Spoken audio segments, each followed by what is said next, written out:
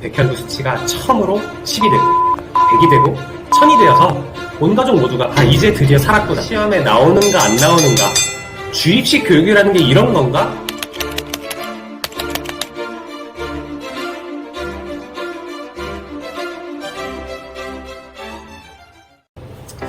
의사가 되기로 결심을 하는데 많은 영향을 준 것은 시골의사 박격철이었습니다. 그는 시골의사의 아름다운 동행이라는 책에서 어떻게 대학병원에서 근무하던 그가 가운을 벗고 시골병원으로 가서 소박하게 노인분들을 위한 의사생활을 하고 있는지를 수필 형식으로 썼는데요. 그런 모습이 어린 제 눈에 진짜 의사라고 비춰졌습니다. 의대에 입학하던 날 아버지가 저를 따로 불러내시더니 앞으로의 인생의 꿈과 계획에 대해서 고민해봐라 하셨습니다. 모든 의사가 졸업하고 나와서 개원을 하는 것이 아니라 국제기구에서 의사로 활동하며 세계에 소외된 사람들을 돕고 사는 길도 있었고 의학 연구를 하는 길로 갈 수도 있고 다양했습니다. 이날의 대화를 통해서 제가 의사로서 갈 수 있는 여러 갈래길에 대해서 생각해 볼 수 있었죠. 고민 끝에 졸업하고 나서 미국 의사시험에 도전해서 해외에서 의료 경력을 쌓고 국제기구에서 일하는 방향으로 정했습니다. 그래서 의과대학 생활 중에도 방학 동안에는 외국을 다니면서 영어와 일본어를 틈틈이 공부를 해두면서 지내게 됐습니다. 여러 경험을 하는 것이 중요하다고 생각해서 1학년 때는 동아리 활동을 4개나 동시에 했는데 봉사동아리, 밴드부, 일렉기타를 했고요. 농구, 배드민턴 등을 했고 학교 외부에서 하는 행사에도 매번 빠지지 않고 참여했습니다. 제가 생각하는 꿈을 향해서 참 재미있게 즐겁게 열심히 살았던 거죠. 그런데 2학년 어느 날 4박 5일 봉사활동을 다녀오는 길에 비가 엄청나게 쏟아져서 그냥 그 비를 다 맞고 집에 돌아왔는데 조금씩 열이 나기 시작하더니 열이 떨어지지 않고 계속 올라가는 겁니다. 별 대수롭지 않게 생각하고 병원에 갔는데 입원을 시키더니 날벼락 같은 진단을 내렸습니다. 희귀난치성 질환이라는 겁니다. 제게 생긴 병은 의사들도 해당 전공과인 혈액내과가 아니면 생소한 이름의 병이었습니다. 저를 진단해주신 의사선생님은 이런 와중에 제가 운이 매우 좋은 케이스라고 하시더라고요. 보통 이 병은 원인 모를 고열이 계속 이어지고 혈액 내 철분 수치의 일종의 페리틴 수치가 높아지고 비장이 약간 커지는 등 증상이 불특정하기 때문에 우선은 열이 나니까 보통 감염내과로 먼저 갔다가 하면서 다른 과를 다 돌고 마지막에야 혈액내과로 오기 때문에 그때는 이미 병이 많이 진전이 되어 있다는 것이죠. 그러니까 이 의사 선생님 입장에서는 운이 좋은 케이스라고 하신 건데 제 입장에서는 날벼락 같은 소리였죠. 처음에는 아무렇지 않은 척을 했던 것 같습니다.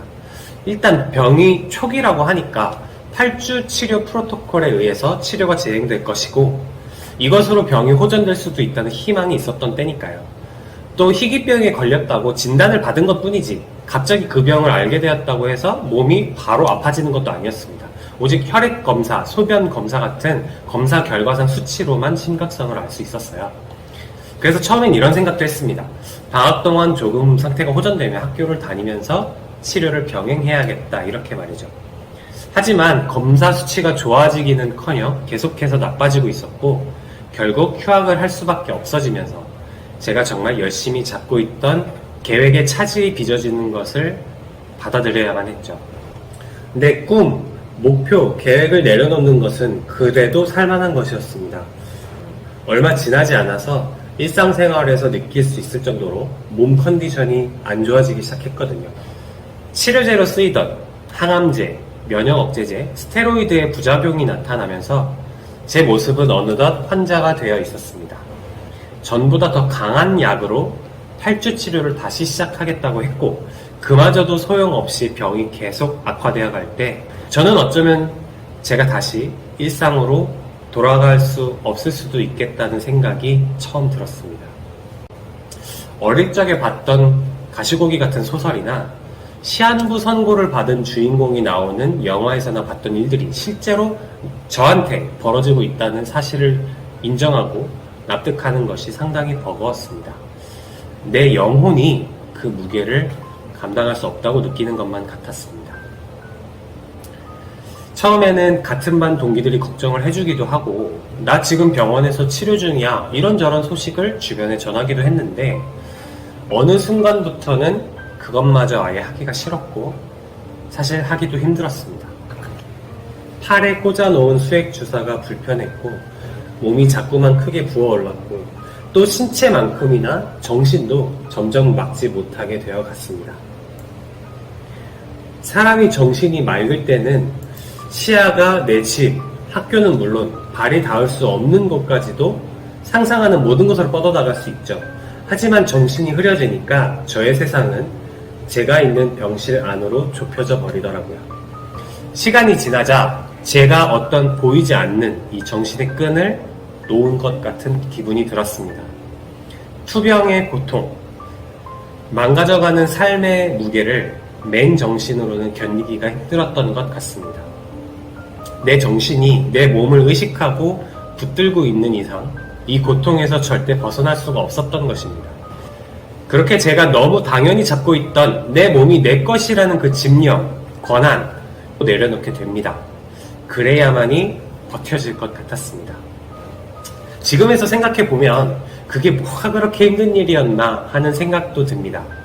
신체를 못 쓰게 되거나 통증이 멈추지 않는 등 훨씬 더 고통스러운 병들도 많은데 하는 생각이 든 거죠. 그러면서 절대적인 고통의 크기라는 것이 존재하는가에 대한 것도 생각해보게 되었어요.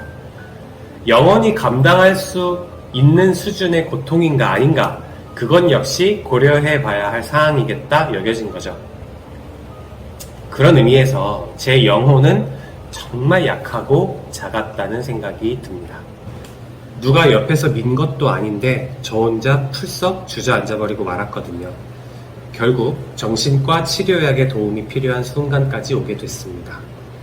그 후 다행히도 골수 이식을 받고 입원 치료를 종료하고 통원 치료를 이어가게 되는데요. 1, 2년 뒤에 스테로이드 치료 부작용이 나타나 양측 고관절이 녹아내려 인공관절 수술을 하여 새 다리를 얻는 것으로 길다면 길고 짧다면 짧은 제 투병 생활의 종지부를 찍습니다. 서서히 면역 기능도 회복하고 정말 믿기지 않게 일상으로 돌아올 수 있었죠.